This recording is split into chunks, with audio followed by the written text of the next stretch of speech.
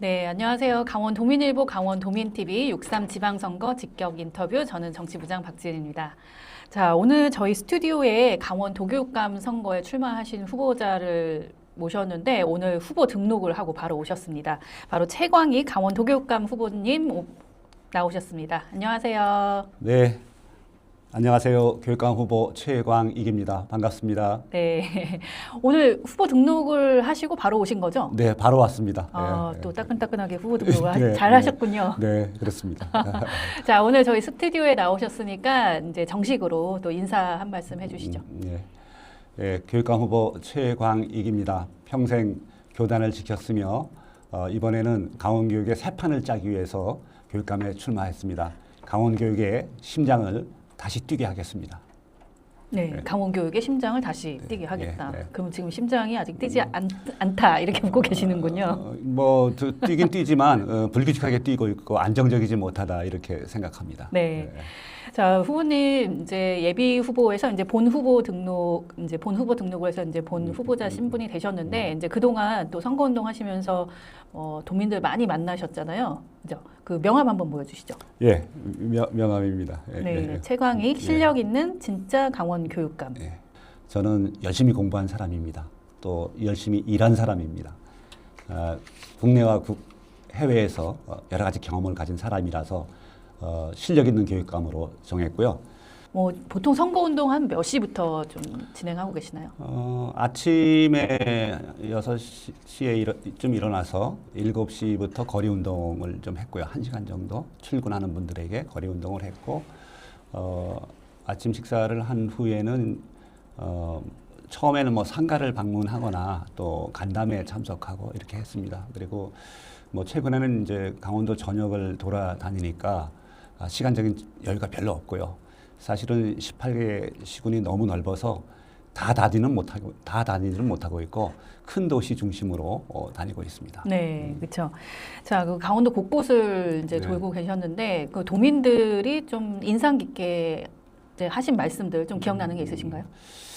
사실상 이 도민들은 교육감 선거를 잘 모르기도 해요. 그래서 일부에서는 교육감 선거를 깜깜이 선거라고도 하죠. 제가 볼 때는 한 7, 80%가 교육감 선거에 대해서 좀 무관심하지 않나 이런 생각이 들고 시군 의원보다도 사실 주목을 못 받는 선거인데 우리 강원 교육의 미래를 생각한다면 우리 도민 여러분께서 정말 관심을 가져야 될 선거입니다. 네. 맞습니다. 저희 그 여론조사에서도 도교육감 선거의 부동층이 한 60%에 달하는 걸로 나왔는데 좀 부동층 공략 전략이 있으신가요? 특별한 전략은 없고 제가 개발한 정책을 가지고 진솔하게 하나하나 설명하면서 발로 뛰는 선거를 하고 있습니다. 네. 자, 후보자님께서는 도내 유일의 초중고 교장 경험자 이 타이틀이 있으시죠? 네, 제가 초중고 교장을 유일하게 경험한 사람인데 초등학교 교장만 한 건 아니고 정부 파견으로 하노이 한국국제학교에 가서 3년 근무했는데 그 학교가 초등학교부터 고등학교까지 다 있는 1학년, 우리 한국으로 따지면 1학년에서 12학년까지 있는 그런 학교였어요. 그래서 초등학교 6학년까지 초등학교가 있고 또 중학교 3학년이 있고 고3이 있고 해서 3개의 학교가 종합된 그런 학교였습니다. 거기에 교장을 했으니까 초중고를 다 경험한 것이죠. 그렇네요. 네. 하노이 한국국제학교장을 언제 몇 년도에 제가 2018년 정부 파견 선발 시험에 합격을 해서 2018년 8월에 부임해서 2021년 8월 말에 임기를 끝냈습니다. 그 베트남 좀 잘하시겠어요. 사실상 저는 굉장히 바쁜 자리여서 베트남어를 할 시간이 없었고 제 옆에 베트남어 통역이 늘 따라다녔습니다. 그래서 베트남어를 잘 못하고 그저 하자면 신짜오, 또일라 히어정 한국 하노이 남비엔 이 정도. 너무 잘하시는데요. 자, 이번에 강원도 교육감 선거에 나오셨는데 이제 그 출마 계기가 있으신가요? 제가 하노이 근무를 마치고 돌아와 보니까 제가 화천에 있는 화천 중고등학교 교장으로 복직을 했는데 정말 학교가 많이 무너졌다 이런 생각이 들더라고요. 그때 이제 많은 분들의 건의와 또 제 생각에 따라서 한번 출마를 했었는데 당시는 하노이에서 돌아온 지 뭐 3개월밖에 되지 않아가지고 선거가 이렇게 큰 선거인지도 모르고 이렇게 나왔다가 중간에 접었습니다.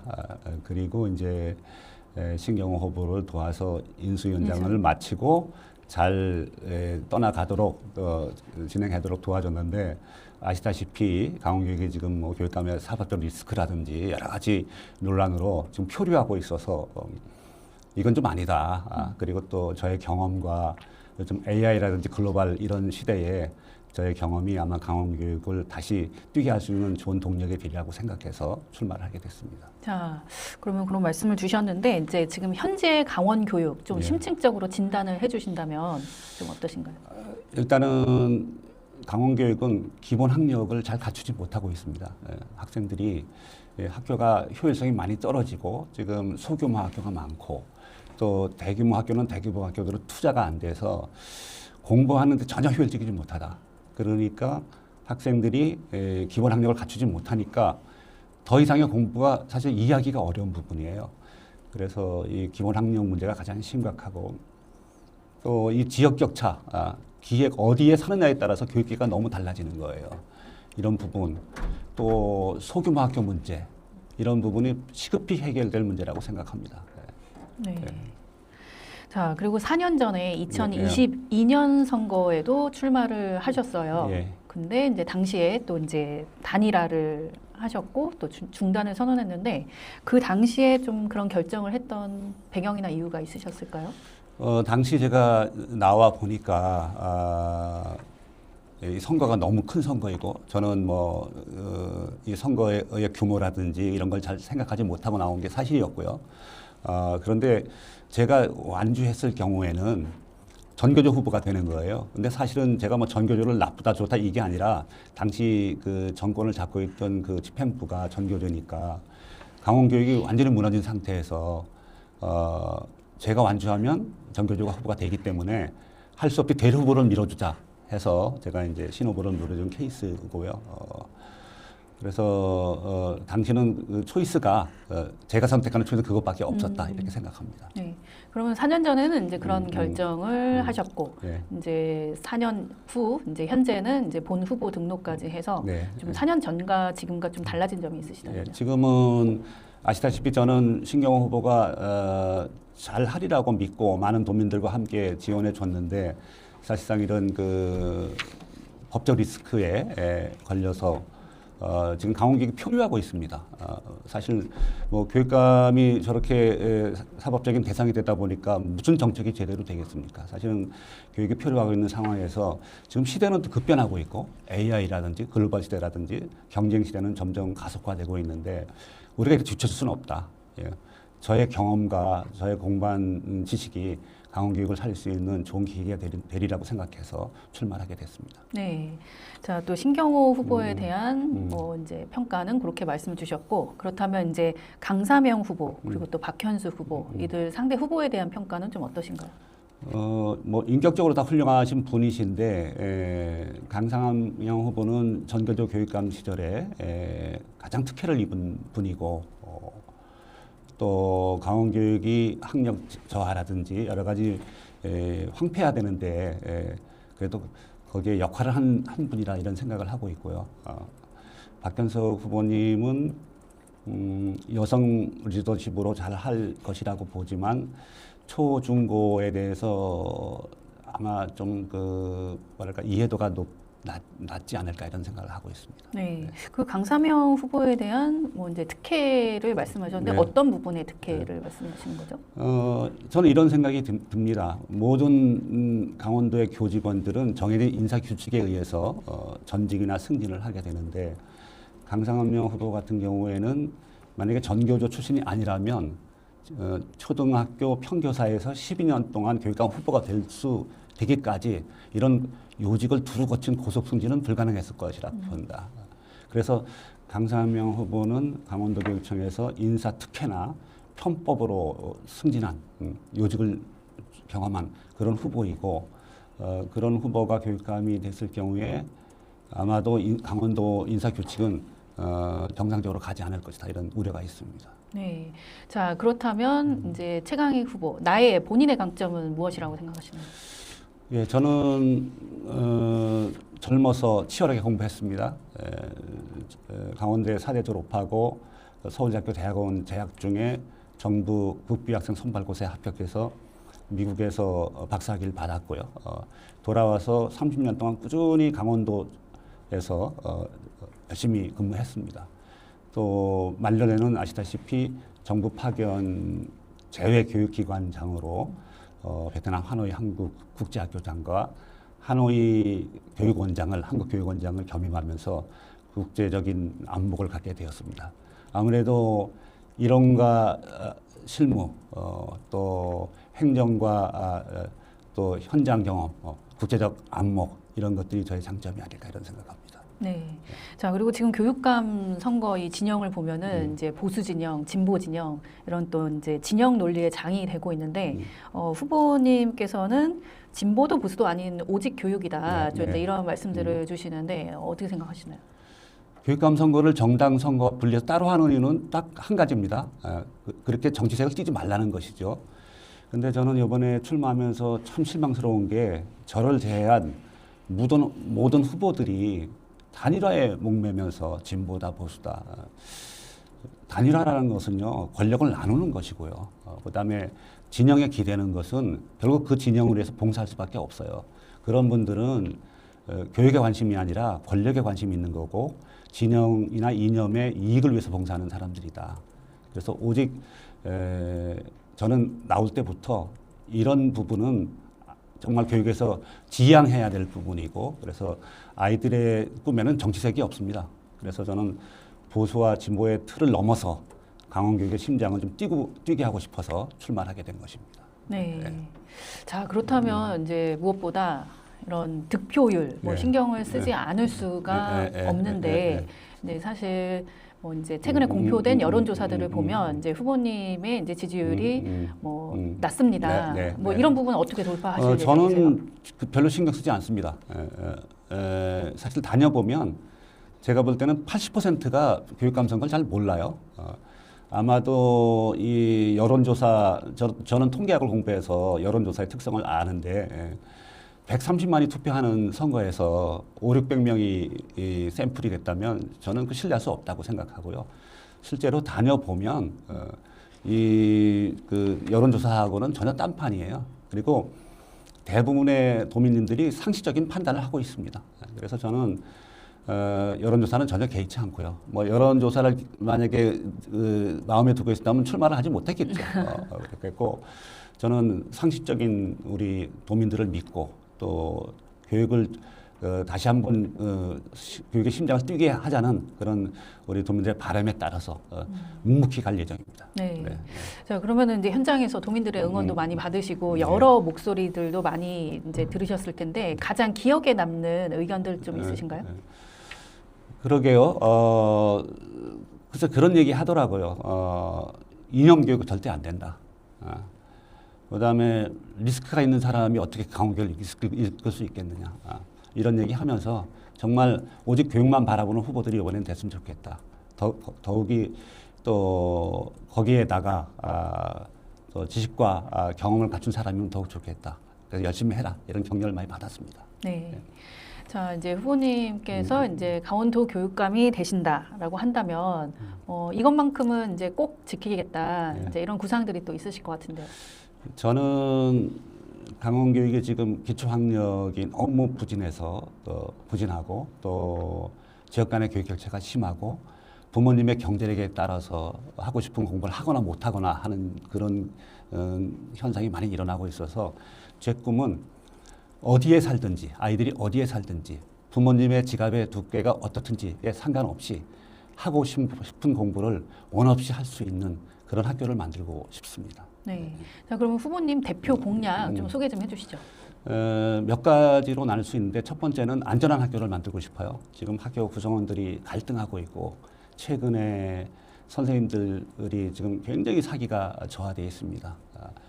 고소고발의 대상이 될 뿐만 아니라 언행에 대해서 이런저런 꼬투리를 잡는 일들이 많아져서 선생님들의 교육력이 약화되고 있는데 저는 교육감이 직접 나서서 이런 학교의 질서를 좀 바로잡고 선생님들이 오직 교육에만 전념할 수 있도록 1교 1 변호사제 제가 공약으로 걸었습니다. 그다음에 선생님들이 고소고발을 당했을 때는 교육감이 대신해서 교사를 대신해서 소송을 제기하는 국가소송제 제가 갖고 나갈 예정이고요. 두 번째는 월 부모님들께 사교육비 20만 원을 지원하기로 제가 공약을 했습니다. 기초 학력이 너무 떨어지다 보니까 학교에서만 가지고는 안 되고 학교 바깥에서 무엇을 하느냐가 되게 중요하거든요. 그런데 지역이나 경제적 형편에 따라서 어쨌든 교육기관에 접근하지 못하는 경우도 많고 그래서 제가 기초 학력을 높이기 위해서는 좀 지원을 해줘야 되겠다는 생각이 들고 이것은 뭐 학원을 살리자 이런 뜻이 아니고요. 교육복지 차원에서 우리 아이들이 선택할 수 있는 그런 폭을 넓혀주는 것이고 지금 이제부터는 사교육도 공교육의 범주로 끌어들여서 기본은 공교육이 책임지고 공교육에서 소홀하거나 놓친 부분은 개인적인 바람이나 이런 것들은 사교육과 서로 역할 분담을 해서 하게 되면 우리 학생들이 보다 더 기본을 갖추고 자기 소질을 개발할 수 있는 좋은 교육이 되지 않을까 이런 생각합니다. 네, 그게 후보님께서 말씀하신 게 그게 바우처 지급 그렇죠. 10 플러스 10 바우처 그렇죠. 지급인가요? 예. 그 10 플러스 10이 그래서 20만 원. 20만 원인데 모든 학년을 드리는 건 아니고 우리 교육학에서 결정기라는 게 있어요. 결정기. 아직 공부를 결정적으로 할 수밖에 없는 시기. 그때가 중요한 시기인데 초등학교 1, 2, 3학년은 너무 어리고 그래서 4, 5, 6, 중 1, 2, 3, 6대 학년에 한해서 월 20만 원씩 지급을 하겠다. 그래서 방법은 교육청에서 10만 원, 지자체에서 10만 원 이렇게 해서 20만 원 월 지급하는데 우리 강원도 학생들을 계산해 볼 때 한 학년이 한 10,000명이라고 생각하면 한 1년에 한 학년이 한 240억 정도 듭니다. 그러면 한 1,300~400억 드는데 우리가 지금 강원도교육청에서 방과 후에 투자하고 있는 돈이 500억에서 700억 정도 돼요. 이미 그렇게 투자하고 있고요. 그다음에 지금 지자체에서도 돈을 많이 투자하고 있어요. 이미 원주 같은 데서는 초등학교 1학년부터 6학년까지 월 10만 원씩 교육비를 지급하고 있고요. 화천은 말할 것도 또 대학생 등록금뿐 아니라 거주비도 주고 있고. 제가 이번에 이 공약을 발표하고 지자체에 출마하는 여러분들을 만났는데 거의 90%가 그렇게 하겠다 동의하고 만약에 교육청에서 그렇게 한다면 당연히 해야 될 거 아니냐 이런 긍정적인 답변을 많이 받았습니다. 네, 그렇지 않아도 제가 이 재원 대책은 어떻게 하실 거냐고 좀 문의를 드리려고 재원은 했는데 충분히 가능하고 네. 점차적으로 첫 해는 어떨지 모르겠지만 저는 제 임기 내에 충분히 가능하다고 생각합니다. 네. 그리고 지금은 저게 무슨 퍼주기나 이렇게 생각하지만 우리가 10몇 년 전에 처음 무상급식을 생각해 보면 됩니다. 그때 이게 학교가 할 일이냐 국가가 할 일이냐 했지만 지금은 상식으로 돼 있다시피 돼 있고 저는 이 사교육비 문제도 이제는 강원도에서 처음 시작하면 앞으로 이게 제가 몇 년 안에 거의 한국의 표준으로 되지 않을까 이런 생각 갖고 있습니다. 사교육비 부모님에게만 맡길 수 있는 건 아니지 않습니까? 네. 국가가 서서히 책임지는 쪽으로 나가야 된다고 생각합니다. 네. 그런 맥락에서 이 공약이 나왔습니다. 그럼 이제 공교육과 이 사교육이 좀 조화를 이루어야 된다. 역할 분담과 조화를 이루는 그런 교육 체제를 만들면 우리 학생들에게 보다 더 효과적인 공부를 할 수 있는 체제가 되지 않겠나 이런 생각을 갖고 있습니다. 네. 그리고 또 행성 야구 중고등학교 신설 공약 이런 지역 특화 공약도 내세우셨는데 좀 독특하기는 합니다. 지금 제가 이제 원주의 골프고등학교, 강릉의 강원 조리고등학교, 행성의 야구고등학교를 설립하겠다고 공약했습니다. 이 부분을 저희가 이제 쇼츠로 만들어서 올렸더니 야구고등학교 같은 경우에는 이틀 만에 30만이 돌파를 했어요. 전국적으로 관심이 많았고 정말 그렇게만 된다면 강원도로 이사 가야겠다 이런 댓글이 많았습니다. 아시다시피 횡성에는 지금 야구장이 4개가 이미 설치가 돼 있어요. 그런데 별로 이제 사용을 잘 못하죠. 그러면서 그걸 보고 제가 몇 년 전부터 저걸 활용할 수 있는 방법이 뭘까. 또 제가 횡성에서 처음 교직을 시작한 곳이라 애정도 있는 곳이고 그래서 저희 연구진과 고민하고 또 KBO 관계들하고 세미나도 하는 과정에서 야구 고등학교를 유치하면 되겠다. 야구는 하나의 산업입니다. 10개 프로구단이 있고 1년에 1,500만 명이 관중이 있고요. 그다음에 야구 용품이라든지 뭐 이런 것들이 불티나게 팔리고 있고 또 직업적으로도 굉장히 세분화된 직업이 많이 있어요. 뭐 심판부터 선수부터 트레이너, 뭐 스카우터, 뭐 이런 여러 가지 있어서 아마도 이미 4개가 갖추어져 있기 때문에 여기에다 고등학교를 만들게 되면 아마 전국적인 명문고가 되지 않을까. 그다음에 계속적인 행사가 이루어지고 대유치가 되기 때문에 행성 지역 사회에서도 아마 지역을 살리는 데 큰 도움이 되지 않을까 이런 생각이 들고 그래서 저의 공약은 이런 특징이 있습니다. 교육이 지역을 살리는 공약으로 가야 된다 이제는. 그래서 지역이 살면 또 지역의 교육을 잘 도와주는 그런 선순환 구조가 돼야 되고 그래서 저는 공약을 지역 중심으로 계속 만들어 왔습니다. 네, 행성의 야구고등학교 말씀 주셨고 원주의 골프고등학교 그거는 좀 어떤 의미에서 원주에 이제 강원 골프고등학교를 지금 만들겠다고 공약을 했는데 지금 강원도에 약 400명 정도의 학생이 골프 꿈나무가 있어요. 아시다시피 강원도 특히 원주에는 뭐 김효주 선수라든지 뭐 많이 있습니다. 근데 이 골프라는 운동을 보게 되면 개인적으로 돈이 엄청 들어가는 운동이에요. 1년에 1억 정도 들어가서 정말 부모님의 허리가 휘는데 저는 이런 그 특별한 운동들도 이제는 국가가 책임져야 될 시기가 됐다 이런 생각하고 골프 고등학교는 정말 골프 꿈나무들이 와서 운동을 할 수 있고 또 골프를 제대로 개인 돈 들이지 않고 배울 수 있는 그런 꿈 같은 학교를 지금 구상을 하고 있습니다. 그래서 지금 많은 그 골프 관계자들이 관심을 갖고 있고 아직 뭐 위치는 정확히 안 정했습니다만은 원주가 영동과 영사의 중간에 있고 수도권과 가깝기 때문에 일단 잠정적으로 원주를 계획하고 있습니다. 네, 좋은 특화된 공약인데 후보님은 야구나 골프 잘 하시나요? 아주 좋아하죠. 저는 뭐 골프를 잘 치진 못하지만 골프 매니아이고요. 야구도 아주 잘 관전하고 있습니다. 네. 그러면 저기 강릉의 조리고등학교는 또 어떤 의미에서 또 있을까요? 저는 강릉에서 2년 동안 장학사 생활을 한 적이 있어서 강릉에 2년 살았습니다. 강릉은 아시다시피 지금 커피의 고장이고 또 음식이 뛰어납니다. 그다음에 강릉에는 지금 올림픽 이후에 수많은 관광객들이 오는데 이 강원도의 맛, 또 세계의 맛을 잘 낼 수 있는 셰프가 필요한 것이 아닌가. 강릉에 여러 가지 호텔도 있고요. 그래서 강릉에다가 강원 조리고등학교를 만들어서 강원의 맛뿐만 아니라 세계적인 음식을 잘 만들 수 있는 그런 요리고등학교를 만들고 또 저는 학교에서 직접 운영하는 음식점을 만들어서 학생들이 진짜 식당도 운영해보고 서빙도 해보고 그다음에 경영도 해보고 하는 그런 고등학교를 만들고 또 때에 따라서 세계적인 셰프들을 모셔와서 한번 그 디너쇼 같은 것도 좀 해보고 그래 하다 보면 아마 강원도에서 좋은 셰프들이 많이 나올 거라고 생각합니다. 네, 그래서 공약하게 됐습니다. 좋은 아이디어네요. 자 그리고 후보님 이력을 보면은 미국 아이오와 대학교 대학원에서 철학 박사를 하셨어요. 이 또 철학 학문을 택한 계기가 있으실까요? 철학이 많은 분들이 오해하는데 필라소피를 한 건 아니고요. 미국의 학위 시스템은 두 가지입니다.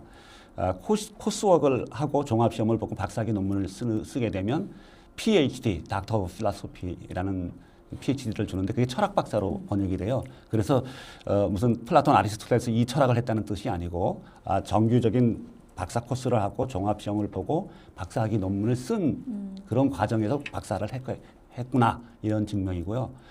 EDD라고 교육학 박사 과정은 있는데 거기는 코스웍은 가능한 한 적게 들고 논문만 쓰는 과정입니다. 저는 국비 유학생으로 출발했기 때문에 국비 유학생으로 국비 유학생으로 선발돼서 갔다 왔기 때문에 일정 우수한 학교에 한정이 돼야 되고 또 이렇게 논문만 쓰는 것은 안 되고요. 그래서 정식 코스를 다 밟고 하는 그런 대학을 선택해야 됐고 그래서 제가 그 아이오와 대학에서 학위를 받았습니다. 아 그러셨군요. 이제 저도 궁금증이 해소됐습니다. 그래서 철학 박사 여러분 철학을 한 줄 아는데 그건 아니고요. 코스의 특징입니다. 그렇군요.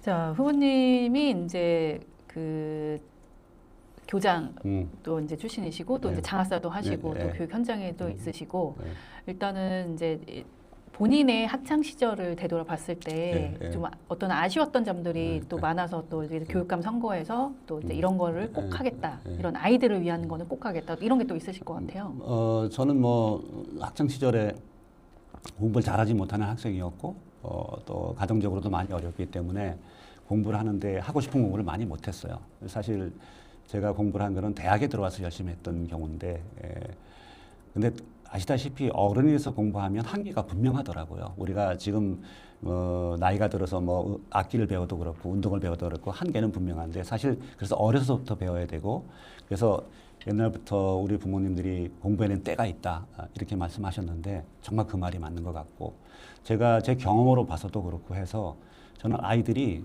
공부를 해야 될 시기에 정말 제대로 공부할 수 있게 만드는 것이 교육감의 책무라고 생각하고 그렇게 하고 싶어서 출마를 했습니다. 네. 그래서 그 시기를 놓치면 정말 어려운 일이 더 배우기가 쉽지 않고요. 학창 시절은 학창 시절에 공부한 내용을 가지고 평생의 자양분이 되는 시기이기 때문에 정말 열심히 공부해야 되는 시기라고 생각합니다. 네. 그래서 또 다양한 또 지역과 연결된 이런 또 이색 공약들을 또 내세우셨군요. 그러니까 아이들에게 또 특별히 좀 해주고 싶은 말씀이 있으실까요? 저는 저는 꿈이 없어요 이렇게 얘기하는 경우가 많은데 저는 이렇게 말합니다. 꿈이 없는 것이 아니라 아직 찾지 못한 것이다. 우리가 학교에서 배우는 여러 가지 과목이 그냥 시험을 보기 위한 과목이 아니에요. 꿈을 찾는 과정이거든요. 그러니까 음악적 세계로 우리가 한번 몰입해 보기 위해서 음악을 배우고 또 미술을 하는 이유는 또 여러 가지 그 재능이 있는지를 그러다가 어느 순간 이거 재밌다 하는 걸 찾게 되거든요. 그러면 거기에 더 몰입하게 되고 그게 꿈이 되는 것이죠. 그래서 학창 시절에 하는 모든 배우는 교과목이나 하는 여러 가지 행사들은 우리 꿈을 찾는 과정이기 때문에 소홀히 하지 말았으면 좋겠다. 우리가 길을 가다가 어떤 사람을 만나서 인생이 변하는 경우가 많이 있고 또 학교에서 교과목이 아니라 어떤 특별한 강사가 왔는데 그분 말을 듣고 인생이 변하는 경우도 많이 있어요. 그게 전혀 이상하지 않고요.